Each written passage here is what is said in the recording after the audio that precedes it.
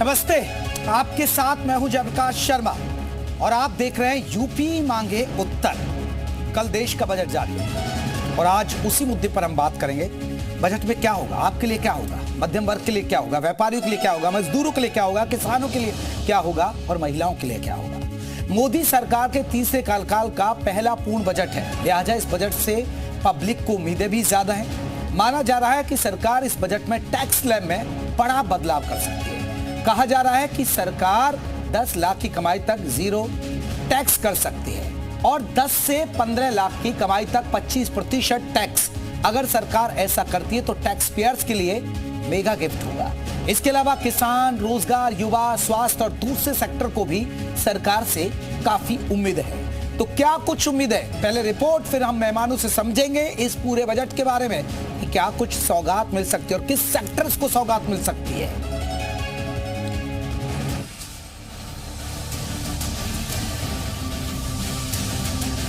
मोदी सरकार 3.0 दूसरा पूर्ण बजट पेश करने की तैयारी है। वित्त मंत्री निर्मला सीतारमण यूनियन बजट पेश करेंगी। 1 फरवरी की सुबह 11 बजे वित्त मंत्री संसद पटल पर देश का बजट रखेंगी। बढ़ती महंगाई और दुनिया में मंदी की आहट के बीच सबकी निगाहें केंद्रीय बजट पर टिकी हुई हैं। ऐसी उम्मीद जताई जा रही कि कल केंद्रीय बजट में आम जनमानस और मिडिल क्लास को बड़ी राहत मिल सकती है। टैक्स स्लैब में बदलाव, ऐसी उम्मीद जताई जा रही कि इनकम टैक्स स्लैब में छूट मिलेगी। नए रिजीम के तहत 10 लाख तक की इनकम टैक्स फ्री घोषित की जा सकती है। पेट्रोल डीजल के रेट कम, ऐसा माना जा रहा है कि सरकार पेट्रोल डीजल के रेट कम कर सकती है। एक्साइज ड्यूटी घटाकर पेट्रोल डीजल के रेट कम किए जा सकते हैं। किसान सम्मान निधि में इजाफा, ऐसी उम्मीद है कि सरकार किसान निधि सम्मान को बढ़ा सकती है। ये राशि 6,000 से बढ़ाकर 12,000 रुपए की जा सकती है। केंद्र सरकार के बजट से यूपी के लोगों को भी खासी उम्मीदें हैं। मजदूर वर्ग बजट में अपने लिए खास ध्यान रखने की अपील कर रहा है। सरकार से मेरी हाथ जोड़ के यही प्रार्थना है कि हमारे लिए स्वास्थ्य के लिए या बच्चों की पढ़ाई के लिए कुछ किया जाए और मेरी पेंशन के लिए कुछ व्यवस्था ऐसी बना दिया जिससे अपना पालन पोषण परिवार का कर सके और अपना जीवन में गुजारा कर सके। 100 दिन का मतलब कि काम करता मतलब लोग हैं, 100 दिन का है, तो मैं सरकार से यह अपील करना चाहता हूं कि वो 200 से 250 दिन करना चाहिए, क्योंकि इतने में गुजारा नहीं हो रहा है। और मजदूरी जो है सरकारी रेट जो है 237 रुपए में है और इतनी महंगाई है। आम से लेकर खास सबकी नजरें इस बजट पर टिकी है। उम्मीद यही जताई जा रही है कि इस बजट से सभी वर्गों को राहत मिले। ब्यूरो रिपोर्ट, जी मीडिया। तो चलिए आज हम इसी मुद्दे पर बात करने जा रहे हैं। बजट कल महत्वपूर्ण दिन देश के लिए, क्या कुछ मिल सकता है। और अब देखिए, पहले बजट में ये होता है कि पहले रेल बजट आता था, अब एक आम बजट है और उसमें सारी चीजें होंगी। क्या कुछ रेलवे को मिलेगा, यूपी को क्या मिलेगा, बाकी राज्यों को क्या मिलेगा, उत्तराखंड को क्या मिलेगा। हमारे साथ खास मेहमान है, अपने मेहमान को जल्दी से परिचय करा दूं। जो मेहमान हमारे साथ रहेंगे आज चर्चा में, आनंद दुबे रहेंगे बीजेपी की तरफ से, अशोक यादव रहेंगे समाजवादी पार्टी की तरफ से, प्रोफेसर भूपेन चौधरी रहेंगे, आपको बता दें बजट एक्सपर्ट हैं, डॉक्टर अंशुल गुप्ता रहेंगे हेल्थ बजट एक्सपर्ट हैं, Braj Bihari Shukla income tax expert हैं, Sanjay Gupta MSME budget expert है। हमारे साथ ये तमाम खास मेहमान जुड़ेंगे। अभी आपको बता दें हमारे साथ 4 खास मेहमान जुड़ भी गए हैं। दुबे साहब, चलिए आपसे प्रवक्ता है, इस बजट से आप क्या खुद उम्मीद कर रहे हैं? देखिए, जो आज आर्थिक सर्वेक्षण पेश हुआ है उसमें प्रमुख चीजें ये हैं कि एक तो ये सबसे अच्छी चीज है कि महंगाई भारत में भी, हमारे देश में भी और साथ साथ दुनिया में भी अब महंगाई नियंत्रण में आ रही है। एक लंबा दौर था कोरोना कालखंड, उसके बाद जो जियोपॉलिटिकल सिचुएशंस रही तमाम जगह पे, जो मतलब मिडिल ईस्ट में और रूस यूक्रेन युद्ध को लेकर तमाम इस तरह से जो स्थिति थी, इससे पूरी दुनिया ने महंगाई का सामना किया और ये चीजें धीरे धीरे कंट्रोल में आ रही हैं। तो आपने देखा होगा कि कई देशों के केंद्रीय बैंकों ने जो है वो अब धीरे धीरे ब्याज दरों में कुछ कटौती करनी शुरू की है और ये तो इससे चीजें ठीक हो रही हैं। तो एक अनुमान जो जताया गया है कि 6.3 से लेके 6.8 के बीच में जो है वो विकास दर हमारी रह सकती है जीडीपी की। और वैसे 8% का हमारा लक्ष्य है, लेकिन हम इतना अनुमान लगाया गया है कि इसको हम अचीव करेंगे। इसके अलावा निश्चित रूप से सरकार सभी सेक्टर, हमारा नारा ही है सबका साथ सबका विकास सबका विश्वास। तो इसमें किसान हो या महिला हो या हमारे जो युवा हैं, जो छात्र हैं, ये सबको साथ लेके सरकार चलेगी। और सबके लिए निश्चित रूप से मुझे उम्मीद है कि जब कल वित्त मंत्री जी बजट को पेश करेंगी तो सबके लिए इस बजट में कुछ ना कुछ होगा। देश में इंफ्रास्ट्रक्चर पर काफी काम हुआ है पिछले 10 वर्षों में, और इसको और आगे तेजी के साथ बढ़ाना है, चाहे वो विमानन क्षेत्र में हो या फिर रेलवे के क्षेत्र में हो, रोड इंफ्रास्ट्रक्चर में हो या फिर जल यातायात के मामले में। तो इन सारी चीजों को लेकर सरकार का फोकस रहेगा कि कैसे देश को हम। चलिए मैं लौटूंगा, अभी आप बता रहे हैं कि क्या क्या फोकस रहेगा, उम्मीद आप जता रहे हैं। अशोक यादव जी, समाजवादी पार्टी को क्या उम्मीदें लग रही है इस बजट से? देखिए, पिछले 10 सालों से जब से माननीय मोदी जी सत्ता में हैं तब से लगातार कुछ ऐसा बजट पेश किया जा रहा है कि जो बजट का गरीबों, पिछड़ों को और मध्यम वर्ग को एक कुछ नहीं मिल रहा है। मैंने एक रिपोर्ट देख रहा था आपके चैनल पे आने के पहले जयप्रकाश जी, कि 2014 से लेकर के 2024 तक एक आपको एक्चुअल रिपोर्ट में बता दें, 1 अप्रैल 2014 से लेकर के सितंबर 2024 तक आरबीआई ने जो आरटीआई के तहत जो जवाब दिया था उसमें टोटल 16 लाख करोड़ का ऋण माफी यानी रिटर्न ऑफ किया गया, जिसमें 12 लाख करोड़ का सिर्फ उद्योगपतियों कर्जा माफ किया गया। जब मोदी जी आज उनका भाषण में सुन रहा था, कह रहे थे कि इस देश के गरीबों और मध्यम वर्ग में मां लक्ष्मी की कृपा बनी रहे। तो मां लक्ष्मी की कृपा तो थी पहले से ही, आज भी है, लेकिन मोदी जी और उनकी सरकार की कृपा कारपोरेट्स पे है। उनकी कृपा न मिडिल वर्ग पर है न मध्यम वर्ग पर है, सिर्फ उनकी कृपा कारपोरेट्स पर है और मां लक्ष्मी की कृपा बरसा रहे हैं वो गरीबों और मध्यम वर्ग पर। आप ये बताइए, टोटल जीएसटी कलेक्शन में जो टॉप के लोग हैं कारपोरेट्स, उनका कितना योगदान है? 3 से 4% का है जेपी जी, टोटल 3 से 4%। नहीं अशोक जी, जीडीपी में देखिए सबकी अहम भूमिका होती है, चाहे वो किसान हो या बिजनेसमैन हो। अब ये जीडीपी का इन्होंने आर्थिक सर्वे जो जारी किया उसमें अनुमान है 6.8%। तो फिर जो अनुमान लगा रहे जीडीपी का तो वो तो ठीक ठाक लग रहा है ना। फिर तो ऐसा तो है नहीं कि देश की दिक्कत है, देश के विकास की जो रफ्तार है वो कम हो रही है। नहीं, देखिए, अनुमान तो लगाए थे माननीय मोदी जी जब सत्ता में आए थे, तो अनुमान लगाए थे कि 2022 तक किसानों की आय दुगनी कर देंगे। वो तो अनुमान लगाए थे कि हर वर्ष 2 करोड़ रोजगार दे देंगे। तो किसानों की आय न दुगनी हुई न हर साल 2 करोड़ रोजगार मिला। तो अनुमान तो बड़े बड़े लगाते हैं कि हम ये कर देंगे वो कर देंगे, लेकिन जो एक्चुअल है, मैं एक रिपोर्ट आपको बता रहा हूं कि विगत 50 वर्षों में मिडिल और पुअर क्लास को या लोअर मिडिल क्लास के पास सबसे कम बचत इस समय चल रही है 2014 से लेकर आज तक, सबसे कम विगत 50 वर्षों में। तो ये स्थिति है, गरीबों और मध्यम वर्ग के ऊपर सारा जीएसटी का बोझ, गरीब मध्यम वर्ग के ऊपर सारे टैक्सों का बोझ, गरीब मध्यम वर्ग के सबसे कम ऋण माफी, ये सारी चीजें लबोलुबाल है। मुद्दा देखिए, मुद्दा ठीक है, और वाकई में गरीब और मध्यम वर्ग को क्या मिलेगा ये कहीं ना कहीं नजरें टिकी भी हैं। मैं आ रहा हूं दुबे साहब, जल्दी से दीजिए, बाकी लोगों को भी जुड़ना है। दुबे जी देखिए, समाजवादी पार्टी के प्रवक्ता सिवाय झूठ के कुछ नहीं बोलते। ये जीडीपी की बात कर रहे हैं, मैं देश की छोड़िए, मैं इनको बता देना चाहता हूं कि जब इन्होंने सत्ता हमें सौंपी थी उस समय उत्तर प्रदेश की जो जीडीपी थी वो उसका आकार जो है 11 से 12 लाख करोड़ था। इस समय 25 लाख करोड़ के आसपास, यानी कि दूने से भी ज्यादा हमने उसमें बढ़ोतरी की है। इनके समय में बेरोजगारी दर 17.1% थी, आज ये 3% के आसपास है। इनके समय में जो कमाई थी वो काफी कम थी, आज बढ़ के वो करीब 94,000 के आसपास पहुंची है। और इन्होंने किसानों की बात की, मैं आपको बता 2014 में 1350 रुपया गेहूं का एमएसपी था, इस समय ये 2200 के आसपास है। चावल का 1310 रुपया था, आज ये 2200 के आसपास है। किसान उस समय 6,426 रुपए महीने उसकी कमाई थी, आज ये 10,200 कुछ रुपए बढ़ के हुई है। तो ये झूठ बोलते हैं। किसानों को किसान सम्मान निधि किसकी सरकार में मिलना शुरू हुआ? ये थे तो यूपीए सरकार में बातें करते किसान की। अभी ये मुद्दा है ना दुबे साहब, अब किसानों की आय अभी कुछ राहत देना चाहते हैं ना दुबे साहब। अभी किसान मांग कर रहे हैं, गन्ना किसान, उनके दाम बढ़ा दीजिए, ठीक ठाक हो जाए दाम, किसान ये चाह रहे हैं अभी। गन्ना किसान, तो गन्ने का सीजन भी चल रहा है। गन्ना किसानों के भी 25 रुपए हमने बढ़ाए थे, आने वाले समय में फिर बढ़ाएंगे। चलिए मैं लौटूंगा इस पर, अशोक यादव जी से लूंगा रिएक्शन बाद में, लेकिन बाकी मेहमानों को भी जोड़ लेता हूं। हमारे साथ bridge Bihari Shukla income tax expert है। ब्रिज बिहारी जी, क्योंकि इनकम टैक्स का एक बड़ा एक स्लैब है, और देखिए मध्यम वर्ग की बात भी की अशोक यादव ने, मध्यम वर्ग की सबसे ज्यादा नजरें होती है जो नौकरी पेशा वाला होता है टैक्स स्लैब। टैक्स स्लैब को लेकर आप क्या उम्मीद रख रहे हैं कि, क्योंकि अभी बहुत ज्यादा अब लग रहा है, कोई कह रहा है कि 10 लाख तक हो सकता है, क्या कुछ ऐसी उम्मीद है? अभी हम उस स्थिति में है हमारा देश कि हम 10 लाख तक की इनकम टैक्स स्लैब हो जाए, छूट हो जाए?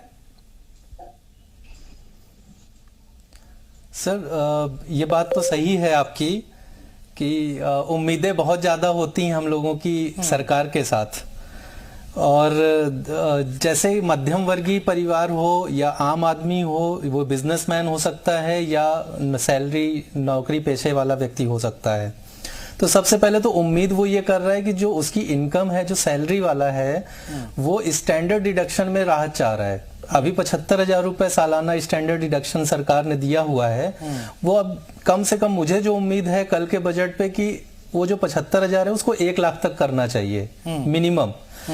दूसरा, जो इन्होंने अभी लास्ट असेसमेंट ईयर में टैक्स की सीमा 7 लाख तक इन्होंने की थी, इसको भी बढ़ाना चाहिए। कम से कम जैसा कि हम अनुमान लगा रहे हैं कि 10 लाख होना चाहिए, ना 10 लाख करें, एटलीस्ट 8 लाख तो होना ही चाहिए, जो मुझे उम्मीद लग रही है, और मुझे लगता है कि सरकार इस पे ध्यान देगी।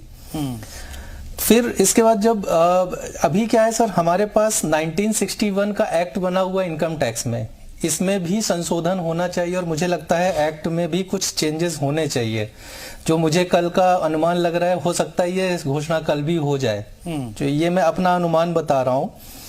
इसके साथ साथ हमारा जो व्यापारी वर्ग है, जिसमें कृषि क्षेत्र भी है, खाद्य प्रसंस्करण क्षेत्र है, या अन्य जो क्षेत्र हैं, उनमें जीएसटी की वजह से भी लोग थोड़ा सा एक्स्ट्रा लोड आ रहा है। वो क्योंकि अब एक सीधी सी बात करें कि एक सैलरीड पर्सन है, वो पहले ही 30% अपना सैलरी डिडक्ट करके लेता है। मान लीजिए 100 रुपए ले रहा है, उसमें 70 रुपए उसको बच रहा है, और उस 70 रुपए में भी जब भी कोई पेमेंट करेगा उसको जीएसटी के साथ देना पड़ेगा, तो उसकी लगभग आधी सैलरी तो टैक्स पे जा रही है। तो मुझे लगता है उसमें भी कुछ छूट मिलनी चाहिए।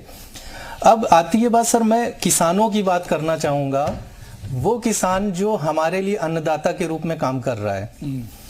अब मधुमक्खी पालन की अगर बात करें, मधुमक्खी पालन सन 2021 में कृषि क्षेत्र का एक भाग बना दिया गया।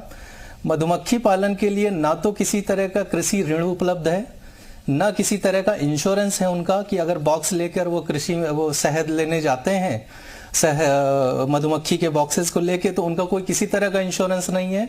उस पे मुझे लगता है सरकार को इस पे भी ध्यान देना चाहिए। नहीं, जो मेरी जानकारी में हमारे मधुमक्खी पालन पर मुझे लग रहा है कि सरकार सुविधाएं तो देती है।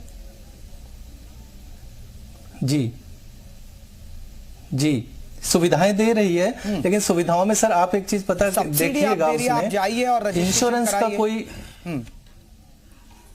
सर इसमें सब्सिडी एमएसएमई के क्षेत्र में है, क्योंकि अभी तक बी को जो मधुमक्खी पालन है उसको एमएसएमई के तौर पे जोड़ा जाता है, लेकिन उसको कृषि क्षेत्र में, कृषि के जो, जैसे आप समझिए केसीसी को एक लिमिट दी गई है 3 लाख तक, केसीसी के रेट्स पे मिलना चाहिए उसको। तो ये सुविधा उस मधुमक्खी पालक को क्यों उसके लिए नहीं है? चलिए मैं लौटूंगा और भी बिंदुओं पर बात करूंगा। संजय गुप्ता जी, एमएसएमई का आपने भी जिक्र किया। संजय गुप्ता जी, एमएसएमई सेक्टर्स, क्योंकि हमने देखा मोदी सरकार ने एमएसएमई सेक्टर्स पर बहुत फोकस किया आने के बाद सत्ता में, लेकिन इस सेक्टर में एक बड़ी चुनौतियां है कि वो चाहता है कि टैक्स में छूट मिले। एमएसएमई वाले भी लोग चाहते हैं टैक्स में, या और भी कुछ उम्मीदें हैं एमएसएमई सेक्टर्स को? देखिए, मुझे लगता है कि यदि देश की इकोनॉमी को $5 ट्रिलियन की इकोनॉमी बनानी है, तो निश्चित रूप से एमएसएमई सेक्टर को बहुत अधिक मजबूत करना पड़ेगा और बहुत अधिक सुविधाएं देनी पड़ेंगी। आज एमएसएमई में जो सबसे ज्यादा संख्या है वो सूक्ष्म उद्योगों की सबसे ज्यादा संख्या, माइक्रो की सबसे ज्यादा संख्या, 99% जो उद्योग हैं वो माइक्रो लेवल के हैं। तो सरकार को मुझे लगता है कि इस बजट में वित्त मंत्री जी माइक्रो सेक्टर के लोगों के लिए ज्यादा काम करेंगी और ज्यादा उनके लिए बजट का ध्यान रखेंगी। और बजट में इस बात की भी चिंता की जाएगी कि जो योजनाएं सरकार चलाती है, जो जिनकी घोषणाएं होती हैं, वो धरातल पर कैसे हो, क्योंकि सरकार ने योजनाएं निश्चित रूप से सभी के लिए बनाई हैं, लेकिन प्रैक्टिकली ये देखा जाता है कि उन योजनाओं का लाभ सीधा सीधा सही तरीके से मिल नहीं पाता है, क्योंकि आज भी ब्यूरोक्रेसी और जो हमारा सिस्टम है वो बहुत जटिल है। तो एमएसएमई को अभी बहुत ज्यादा स्मूथ करने की आवश्यकता है। एमएसएमई सेक्टर के लोग कागजी लिखापढ़ी में बहुत ज्यादा उलझ जाते हैं। जिनको सब्सिडी जो लोग लेते हैं वो बहुत ज्यादा, अगर आपने गवर्नमेंट की कोई योजना ली तो इतने ज्यादा उसमें पेपर वर्क है कि जिसकी वजह से वो व्यापारी अपना व्यापार ना करके, वो उद्योगपति अपना उद्योग ना चला करके वो केवल एमएसएमई के उसमें लिखापढ़ी में उलझ जाता है। तो सरकार को इस बात की भी चिंता करनी चाहिए इस बजट में कि इसका जो प्राविधान है वो सरल किया जाए, ऐसी पॉलिसी लाई जाए कि एमएसएमई सेक्टर बहुत मजबूत हो, क्योंकि सबसे ज्यादा रोजगार देने का माध्यम है वो एमएसएमई सेक्टर के माध्यम से और ट्रेडिंग के माध्यम से सबसे ज्यादा रोजगार मिलते हैं। तो एमएसएमई सेक्टर को बहुत ज्यादा मजबूत करना होगा। अभी मैं आगे जब दूसरे स्टेप पे बातचीत होगी तो मैं आंकड़ों के साथ बताऊंगा कि एमएसएमई की क्या पोजीशन है। ठीक है, मैं लौटता हूं सर, और भी मेहमान है उनसे भी एक एक रिएक्शन ले लेता हूं। हमारे साथ डॉक्टर अंशुल गुप्ता है, हेल्थ बजट एक्सपर्ट है। डॉक्टर अंशुल, क्योंकि देखिए स्वास्थ्य सेवाएं बहुत जरूरी है। अभी सरकार ने हालांकि देखिए आयुष्मान कार्ड योजना चलाई जो गरीब लोगों तक योजना पहुंचे। हालांकि माना जाता है कि अभी भी देश में 38% ऐसे लोग हैं जिन तक स्वास्थ्य सुविधाएं मिल नहीं पाती है। आपको लग रहा है कि हेल्थ सेक्टर पर और ज्यादा ध्यान देने की जरूरत है, और किन बिंदुओं पर ध्यान देने की जरूरत है अभी सरकार को? बिल्कुल बहुत जरूरी है हेल्थ सेक्टर में। सबसे पहले तो हेल्थ का जो खर्चा है हमारा पूरे साल का as a percentage of GDP is just around 2%, which should at least be 5%। जब खर्चा होगा तभी लोगों को सुविधाएं मिलेंगी। Although government is increasing it every year, but it should be increase more. Plus 2-3 चीजें और हैं जिसके बारे में मैं बोलना चाहूंगा। हमें एक R&D पे भी बहुत ज्यादा इंसेंटिव देना चाहिए, मेडिकल R&D एंड PLI पे भी, सो दैट वैसे हम फार्मेसी तो है ही हैं, प्लस बट मेडिकल इक्विपमेंट्स और API के लिए भी हमें मिलना चाहिए। यहाँ पे PLI पे सरकार को जोर करना चाहिए, डिजिटलाइजेशन पे करना चाहिए। और दूसरा एक जो हेल्थ इंश्योरेंस पे लोगों को इनकम टैक्स पे रिबेट मिलता था वो वापस आना चाहिए, which is a very big necessity actually आज की तारीख में, क्योंकि health for common man is becoming expensive day by day. तो उसके लिए वो एक वापस आना जरूरी चाहिए, exception in for health insurance in income tax act. जी चलिए, हमारे साथ प्रोफेसर भूपेंद्र चौधरी भी बजट टैक्स पर है। भूपेंद्र साहब, सबसे बड़ी बात है मध्यम वर्ग चाहता है टैक्स में स्लैब हो, महिलाएं चाहती है कि सिलेंडर सस्ता हो जाए, आम लोग चाहते हैं पेट्रोल डीजल की जो दर है वो कम हो जाए, दालें हैं वो कम हो जाए। ये बहुत सारी चीजें हैं, लेकिन लग रहा है कि सरकार हमें पेट्रोल डीजल पर भी सबकी नजरें उम्मीद लगा रहे हैं कि पेट्रोल डीजल सस्ता हो जाए। कुछ उम्मीद है? आप कैसे देख रहे हैं इस बजट को? बहुत बहुत धन्यवाद भाई साहब। कम से कम पहले तो मेरा नाम सही कर दीजिए, मैं भूपेंद्र चौधरी नहीं भूपेंद्र तिवारी। जी ठीक है यार, मैं सही कराता हूँ, मैं टीम से कहता हूँ सर, मैं इसके लिए माफी मांगता हूँ। भूपेंद्र तिवारी है इनका नाम, भूपेंद्र चौधरी हटाइए। नंबर 2 जी नंबर 2 20 मिनट के बाद कम से कम आपको याद आया भूपेंद्र तिवारी भी जुड़े हैं। बहुत बहुत धन्यवाद। मैं आपको अब बता दूं कि देखिए मध्यम वर्ग जो है वो खास करके जैसे हमारे इनकम टैक्स एक्सपर्ट कह रहे थे कि 12 से 15 लाख के बीच में जो 20% का स्लैब है और 15 से 20 लाख के बीच में 30% का स्लैब है। जी तो ये एक ऐसा वर्ग है जो इस टैक्स से काफी ज्यादा परेशान होता है और उसको ज्यादा सबसे ज्यादा टैक्स चुकाना पड़ता है। और जब सरकार ये उम्मीद कर रही है कि हम पुराने टैक्स स्लैब को खत्म करके नए टैक्स स्लैब में शिफ्ट करेंगे, तो उम्मीद ये की जा रही है कि ये 15 से 20 लाख वर्ग का जो ग्रुप है ये कह रहा है कि अगर हमें 25% या 20% की टैक्स स्लैब दे दिया जाए तो हमको नए टैक्स स्लैब में शिफ्ट करने में कोई दिक्कत नहीं है, क्योंकि इसके नीचे का जो है टोटल इनकम टैक्स में अगर हम देखें तो 60-70% जो योगदान होता है वो जीरो टैक्स फाइल करते हैं। जितना टैक्स फाइल होता है उसमें से 70% लोग जीरो टैक्स फाइल करते हैं जी, 30% केवल टैक्स पेयर होते हैं। तो ऐसे में सरकार एक दूसरा प्रयास कर रही है कि ATC को हम खत्म करेंगे और जनता को ये कहेंगे कि आप अपना इनकम ऐसी जगह इन्वेस्ट करिए जहां से आपको ज्यादा से ज्यादा रिटर्न मिल सके। तो ऐसे अभी तक लोग जो इन्वेस्टमेंट करते हैं वो ऐसी जगहों पर करते हैं जहां उनको टैक्स बेनिफिट मिले, रिटर्न पर वो ध्यान ही नहीं दे पाते। तो सरकार अगर ये चाहती है नए टैक्स रेजिम में आए और ATC को खत्म करें तो थोड़ा सा उनको स्टैंडर्ड डिडक्शन को बढ़ाना पड़ेगा। खास करके हाउसिंग रेंट जो हाउसिंग लोन है उसकी अपर लिमिट 2 लाख है, उसको बढ़ाना पड़ेगा। और देखिए सबसे बड़ी चीज है जो इकोनॉमिक ग्रोथ का टारगेट रखा गया है कि अगर 2047 तक हमें विकसित भारत बनाना है तो 8% का, अभी आज के इकोनॉमिक सर्वे में है कि 8% का टारगेट हमें लेके चलना पड़ेगा ग्रोथ रेट का। लेकिन 8% का ग्रोथ रेट का टारगेट आएगा कहां से? इन्वेस्टमेंट से, सेविंग से।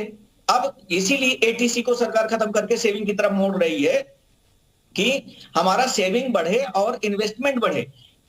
इन्वेस्टमेंट की जो करंट इन्वेस्टमेंट रेट है वो है 31%, उसको बढ़ा करके 35% पर ले जाना होगा, ग्रोथ रेट को 8% पर रखना होगा। और सबसे बड़ी चीज, non farm sector employment generate करना पड़ेगा। नॉन फार्म सेक्टर अभी तक जो आज के इस आधुनिक युग में भी हमारी सबसे बड़ी जनसंख्या जो डिपेंडेंट है वो एग्रीकल्चर पर है।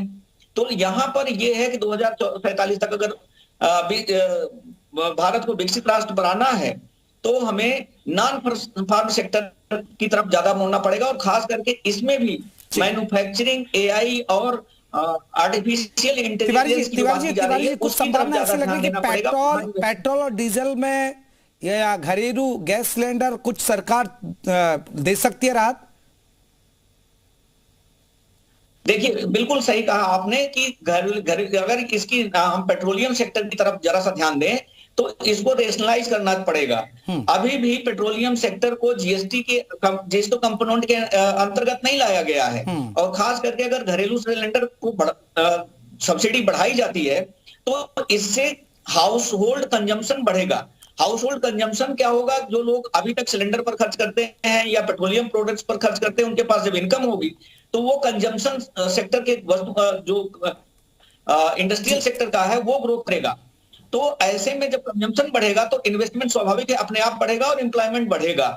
तो इसका सीधा सीधा इम्पैक्ट इंडस्ट्रियल ग्रोथ पर तो पड़ना है। तो उम्मीद ये की जा रही है कि सरकार थोड़ी सी सब्सिडी कम से कम सिलेंडर पर तुरंत सिलेंडर पर मिल जाए और एक्साइज ड्यूटी अगर पेट्रोल डीजल में अगर छूट मिलती है तो उसका फायदा हो जाए। मैं तिवारी जी लौटूंगा आपके पास फिर से। अशोक यादव जी एक बहुत महत्वपूर्ण सवाल, देखिए अभी यहाँ पर बीजेपी की तरफ से भी उठा रहे जा रहे थे तो वो तो तुलना कर रहे थे। अब ये लोग ले रहे 5 ट्रिलियन इकोनॉमी देश की और 1 ट्रिलियन इकोनॉमी लेकर चल रहे हैं ये यूपी की। तो कहीं ना कहीं स्थिति मजबूत है तो तभी तो इनको भरोसा है।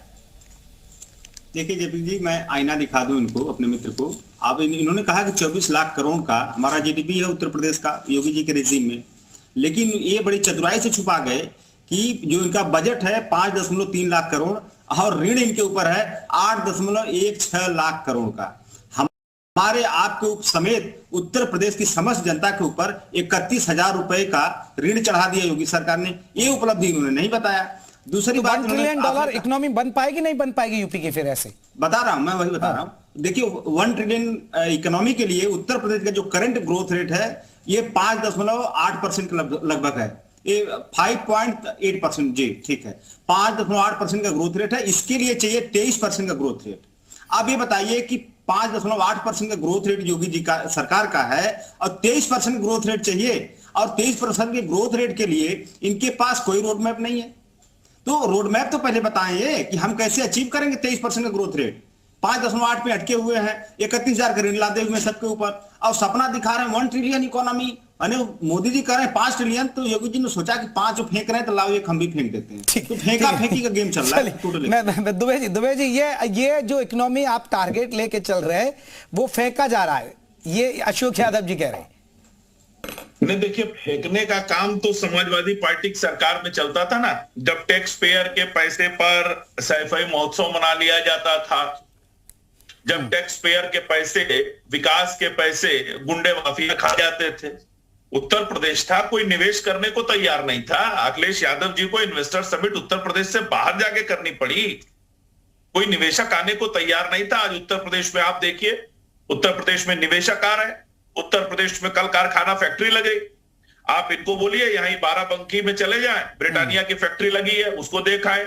इसके बाद ये संडीला में चले जाएं, ऑस्टिन प्लाईवुड की फैक्ट्री लगी है, बर्जर पेंट ने वहां पे इन्वेस्टमेंट किया है, तमाम फैक्ट्रियां हैं, जो वेबले स्कॉट तमाम जिन्होंने अपनी फैक्ट्री लगाई है। इसी तरह आप नोएडा चले जाएं, हर जगह फैक्ट्री लग रही है। इनके समय में क्या होता था? अभी किसी ने फैक्ट्री लगाने की सोची नहीं कि उधर से मुख्तार भैया चाहे अतीक अहमद पैसा मांग लेते थे तो निवेशक यहां से चला जाता था। समाजवादी पार्टी की सरकार में तो उत्तर प्रदेश ही सुरक्षित नहीं था। तो जहां सुरक्षा ही नहीं है, जहां पर लोगों को के जीवन की कोई गारंटी नहीं है, तो वहां निवेश कौन करेगा? और सबसे बड़ी बात इन्होंने कहा, उत्तर प्रदेश में इनके समय में किसानों को उनकी खरीद का पैसा नहीं मिलता था। 3-3 महीने 4-4 महीने किसान चेक लेके घूमता रहता था, पैसा नहीं मिलता था। चीनी मिलों को औने पौने दाम में बेच डाला इन लोगों ने। उन चीनी मिलों को भी वापस चलाने का काम अगर किसी सरकार ने किया तो हमारी सरकार ने। दुबे जी, आपको लग रहा है कि ये जो बजट आएगा इससे यूपी की इकोनॉमी को भी रफ्तार मिलेगी? जो $1 ट्रिलियन की इकोनॉमी का आप सपना दिखा रहे हैं, वो भी उसको कुछ ना कुछ रफ्तार मिलेगी? यूपी के भी हाथ में कुछ मिलेगा? नहीं, निश्चित रूप से। देखिए, उत्तर प्रदेश जो है वो देश में जनसंख्या के हिसाब से सबसे बड़ा प्रदेश है, उसका कंट्रीब्यूशन बड़ा है। तो जब भी बजट बनता है तो उत्तर प्रदेश के हिस्से में वो चीजें आती हैं। आप चाहे वो कोई भी केंद्र सरकार की योजना बनती है, उत्तर प्रदेश का एक बड़ा हिस्सा उसमें होता है। और निश्चित रूप से हमें उम्मीद है कि केंद्र सरकार इस बार भी जो बजट लाएगी कल। चलिए अशोक यादव जी, जल्दी से एक रिएक्शन आनंद दुबे जी की बात पर, फिर मैं जल्दी से और मेहमानों का रुख करूंगा क्योंकि वक्त मेरे पास कम है। देखिए जयप्रकाश जी, इन्होंने कहा कि इन्वेस्टमेंट समिट में एक कितना इन्वेस्टमेंट जितना इन्होंने एस्टिमेट किया था उसका परसेंटेज नहीं बता पाएंगे कि कितना परसेंट जो एस्टिमेटेड था उसका हुआ है, क्योंकि परसेंटेज बताएंगे तो इनको शर्म आएगी। बता ही नहीं सकते इतना कम परसेंटेज हुआ, 10% के लमसम भी नहीं हुआ है अभी तक। इन्वेस्टमेंट समिट में जो बड़े बड़े वादा किए गए थे, बड़े बड़े लोगों को टाई बेल्ट लगा के फोटोबाजी की गई थी, प्रदेश का करोड़ों अरबों रुपए खर्च किया गया। तो कह रहे हैं कि आपके यहाँ तो इन्वेस्टमेंट समिट होता ही नहीं था, बाहर जाके करते थे आपके राज्य में, अपराध का सब बोल वाला था। देखिए इन्वेस्टमेंट समिति इन्होंने कराया, इन्होंने इन्वेस्टमेंट सुन लीजिए आनंद जी, उसका कितना परसेंट आपने इन्वेस्टमेंट समिति का जो आपने टारगेट दिया था, जो एस्टिमेट किया था, कितना परसेंट आपने धरातल चलाए हैं बता सकते हैं? खाली फोटो सेशन 5 बड़ी फैक्ट्री बता दीजिए जो उत्तर प्रदेश में अखिलेश यादव जी के समय में लगी हो। 5 बड़ी फैक्ट्री बता दीजिए जो उत्तर प्रदेश में अखिलेश यादव जी के समय में लगी हो। हमारे सरकार ने जो काम कर दिए, सुन लीजिए, हमारी सरकार ने जो काम कर दिया 50 साल अरे सर 5 बड़ी फैक्ट्री बता दीजिए ना। सुन लीजिए लखनऊ में मिल्क प्रोक्योरमेंट प्लांट किसने बनवाया? आप बताइए। लखनऊ में मेट्रो किसने बनवाया? सुन लीजिए, लखनऊ में एक मेट्रो का सिंगल पिलर अगर आपने बढ़ा दिया उस 7.5 सालों में तो मैं मान जाता। सिंगल पिलर नहीं बढ़ाए, मेट्रो में सिंगल पिलर नहीं बढ़ाया लखनऊ मेट्रो में। 5 फैक्ट्री बता दीजिए। सुन लीजिए, मैं बता रहा हूं, लखनऊ मेट्रो में एक सिंगल पिलर नहीं बढ़ाने की क्षमता आपकी है। आप बताइए नहीं है जो चलिए बजट की बात कर रहे हैं। ठीक है मैं लौटूंगा। आप लोगों ने क्या किया, उन्होंने क्या किया, मैं जल्दी से देखिए। डॉक्टर अंशुल गुप्ता है जो हेल्थ बजट एक्सपर्ट है, वो भी हमें बता रहे हैं, मैक्स के बड़े डॉक्टर है। डॉक्टर अंशुल, एक बहुत बड़ा सवाल है, एआई बेस्ड इलाज की आजकल बहुत जरूरत है। आपको लग रहा है कि बजट में भी इस मुद्दे पर कहीं ना कहीं फोकस होगा, क्योंकि एआई का आजकल बहुत तेजी के साथ हो रहा है? एआई तो आजकल फ्लेवर ऑफ द सीजन है, तो बहुत जगह हेल्प कर सकता है। आपको लग रहा है कि इससे मदद मिल सकती है इलाज में? डेफिनेटली इट शुड गेट होना चाहिए, बहुत जरूरी है ये। डिजिटलाइजेशन और एआई पे तो बहुत ज्यादा फोकस होना चाहिए हेल्थ के साथ इम्प्लीमेंटेशन में। जी, यानी सरकार को ध्यान देने की जरूरत है कि एआई पर भी ध्यान दिया जाए। बिल्कुल बिल्कुल, डेफिनेटली। चलिए संजय गुप्ता जी, एमएसएमई सेक्टर्स की, क्योंकि छोटे छोटे व्यापारी, छोटे छोटे उद्योग, आप थोड़े ऐसे बिंदु बताइए कि जो भाई इन चीजों पर ध्यान दे तो ये सेक्टर और ज्यादा बूम करेगा। क्योंकि बड़े उद्योगपतियों के टैक्स, ये मैं जो सुन रहा था, एमएसएमई वाले जो लोग कहते हैं कि देखिए जो बड़े टैक्स बड़े उद्योगपति हैं वही टैक्स हम पर लगे हैं, वही उन पर लगे हुए हैं, तो कम से कम हमें उस हिसाब से मापा जाए, क्योंकि हमारे छोटे छोटे उद्योग धंधे होते हैं। देखिए, सबसे पहली आवश्यकता तो इस बात की है कि जो एमएसएमई है इसको समझने की आवश्यकता है। माइक्रो सेक्टर के जो लोग होते हैं उनकी समस्याएं अलग होती हैं और मीडियम और स्मॉल सेक्टर के जो लोग होते हैं उनकी समस्याएं अलग होती हैं। तो सबसे पहले हमें सरकार को ये चाहिए कि माइक्रो सेगमेंट को अलग करें और उसके बेस बना करके उसके हिसाब से योजनाएं बनाएं। अभी पिछले 2020 में जो देश में स्मॉल उसकी संख्या थी, 2020 में एमएसएमई में जो 35,000 लोग रजिस्टर्ड थे और 2023 में जो है ये 5,000 रह गए। तो ये ये एक चिंता का विषय है। सरकार को इस पर ध्यान देना चाहिए कि ये संख्या क्यों घट रही है। और जो माइक्रो सेक्टर के लोग हैं, 99% लोग जो है माइक्रो सेक्टर में, क्योंकि 6 करोड़ जो लोग हैं वो एमएसएमई में पंजीकृत है, जिसमें अभी ट्रेडर्स को भी शामिल कर लिया गया है। तो ऐसी स्थिति में माइक्रो की समस्याएं अलग है, तो उसके लिए सरकार को व्यवस्था करनी चाहिए। और ब्याज अभी भी जो है, जो सीजीटीएमएसई के नियम है वो बहुत कठिन है। उसमें बिना कोलेटरल के लोन तो मिलता है, लेकिन उसी की लिखा पढ़ी में व्यापारी उलझ जाता है, उद्योगपति उसी की लिखा पढ़ी में उलझ जाता है। तो सरकार को उसके नियम सरल बनाने चाहिए। और सबसे पहली आवश्यकता जो होती है वो जमीन की आवश्यकता होती है। हालांकि सरकार जमीन की रजिस्ट्री पे स्टैंप फ्री करती है, उस पर छूट देती है, लेकिन जमीन बहुत सर्किल रेट उसके बहुत ज्यादा है। तो सरकार को इस बात की चिंता करनी चाहिए कि जो एमएसएमई सेक्टर के लोग हैं उनको जमीन भी सस्ती मिले या सरकार की तरफ से मिले, जैसे बड़े बड़े अस्पतालों को या और लोगों को दी जाती है। तो एमएसएमई सेक्टर के लोगों को जमीन सरकार जो है वो अगर फ्री में दे या कुछ अंकुश लगा करके नियम कानून के साथ दे, तो क्योंकि काफी पूंजी एमएसएमई सेक्टर के लोगों की जो है जमीन में ही चली जाती है। दूसरे जो उसके कंप्लाइंस हैं वो कंप्लाइंस बहुत ज्यादा है। जो ब्यूरोक्रेसी है, आप कोई भी एनओसी लेने जाएंगे उसमें बहुत पैसे लग जाते हैं, बहुत टाइम लग जाता है। सरकार कहती तो है कि सिंगल विंडो सिस्टम है, लेकिन प्रैक्टिकली जो है सिंगल विंडो सिस्टम आज भी काम ठीक से नहीं कर पा रहा है। तो यदि एमएसएमई को बढ़ाना है तो ब्यूरोक्रेसी को देखना पड़ेगा। क्योंकि हमारे देश में 10% से ज्यादा ब्याज पर आप लोन देते हैं, वो भी मैं देख रहा था एमएसएमई सेक्टर्स के लिए तो बड़ा मुश्किल हो जाता है। मैं वही कहते हैं, उसमें एक तो ब्याज बहुत ज्यादा है, उसकी रिपोर्टिंग बहुत रहती है, और साथ ही साथ उसमें इतने बैरियर लगाए हुए हैं कि उसका लाभ नहीं मिल पाता है। और जैसे गवर्नमेंट को आपने कोई सप्लाई की, अब 45 दिन का नियम बना हुआ, लेकिन गवर्नमेंट से पेमेंट जो है 6 महीना नहीं आता। इसी तरह प्राइवेट सेक्टर में पेमेंट नहीं आता। अगर आप उससे बहुत ज्यादा उलझ जाते हो तो आगे आपको तिवारी जी 10 लाख तक हो सकती है टैक्स स्लैब, उनका पेमेंट लग रही है। जी आप कुछ फिर से बोलें। तिवारी जी मैं पूछ रहा था कि 10 लाख तक हो सकता है टैक्स स्लैब, मध्यम वर्ग को फायदा मिल सकता है, उम्मीद लगाएं।